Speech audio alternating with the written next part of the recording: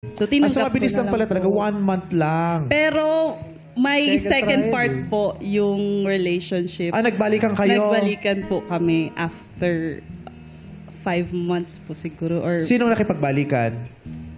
Sinuyo ko siya. Nagkaroon kasi kami ng outing, tapos kasama siya. Wala kang pang dun sa ambagan. walang pang-share. Oo, Potluck 350 Potluck. compulsory, may ganun sa eskwelahan. So, babalikan ko to kasi wala ako. Hindi, charot lang. Ano po, bali nagbagyo kami, tapos yung choir mismo namin.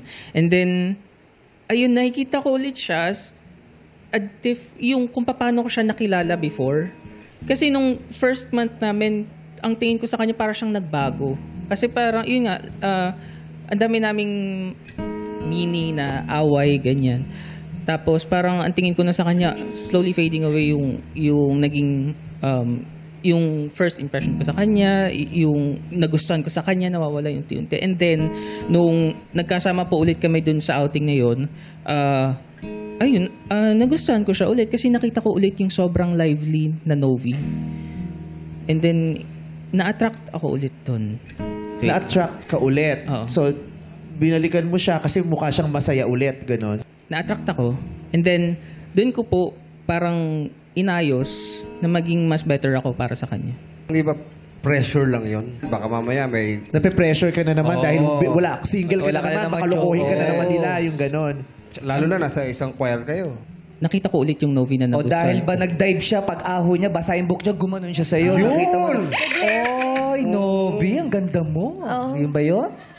Ayun, basta natatandaan ko kasi. Hindi niya in-entertain yung Basta Grabe ka, lively pa naman si Bong. Oo, taas ang energy ko nun. Tinataas nga kita eh. Unang dala sabi niya, wait lang Bong, may iniisip pa kasi ako. Wait lang. Okay na. Ginugulo mo yung Si taas ko. Ivan. Bong, wait. Kulang na lang ganun mo siya kanina. Tinaas kita, Grabe ka. nilaglag mo. Ikaw naman, nung sinusuyo ka niya, anong ginawa mo? Ba't ka bumalik? marupok po eh. Ano pa rin po talaga, crush ko pa rin po siya even after po nung ginawa niya sa akin. So, nung nagpakita po siya ng interest sa group chat po namin, nagsasabi-sabi po siya ng pasalamat ka, mahal pa rin kita, mga ganun. So, kinilig po ulit ako. Tapos, nagtagal naman yun nung nagbalikan kayo. Yun na po yung 1 year and 4 months po namin na relationship. Naramdaman mong na-in love siya sa'yo? In love siya sa'yo nung panahon na yun? Opo, yun naman din po. Naramdaman ko naman din po. Totoo, na-in love ka talaga sa kanya? Yes po. Loyal ako sa kanya. Tinatry ko yung best ko na intindihin siya. Ayun. Kasi yun po yung idea ko ng love before. Ano yung mga manifestations ng love? Kasi may taong loyal siya dun sa tao, pero hindi niya mahal yung tawa. Pero kasi pinaninindigan niya lang yung kanilang napag-usapan. Pinaninindigan niya. Di ba? May parang yung... Kunyari, nagpakasal kayo, kailangan ko siyang mapang-asawa. Diba? Hindi ko papatal. Paninindigan mo na yung pagiging asawa mo sa kanya kasi By the book. pinasok mo na yun eh.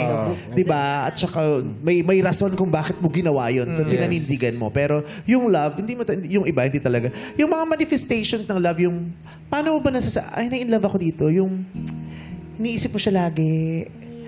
Pag hindi mo siya nakakausap, nababalisa ka. Yun. Yung gusto mo na siyang makita agad. Gusto mo siyang makiss.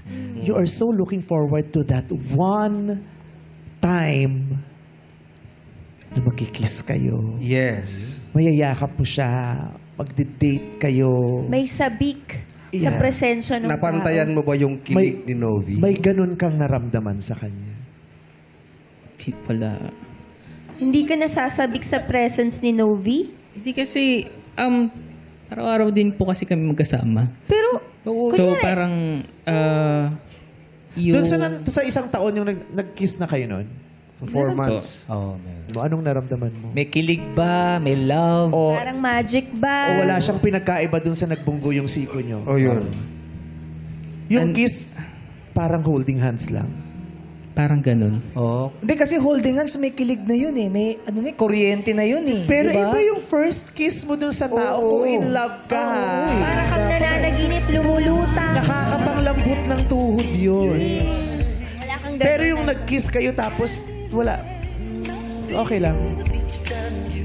So, ayun lang. Kaya parang habang nakikinig kami, kine-question ko yung tinatanong ko, totoo kayang na-in love siya? Kasi bakit parang walang dating yung kiss, kahit smack lang? So parang, bakit parang ang tagal nung sagot? Kahit nga ikaw, di ba napapadyak ka? Yung, huy, bakit? Bakit gano'n ang reaction mo? Actually po, parang kaya ko din po siya inaya dito sa Especially For You para masagot na po yung tanong ko na yun. Kung parang lahat po ba niromanticize lang ng utak ko o totoo ba talagang minahal niya ako? And ngayon po medyo yung mga romantic moments po pala sa utak ko nung mga panahon na yun parang normal lang po pala sa kanya. So medyo konting sakit pero kaya naman.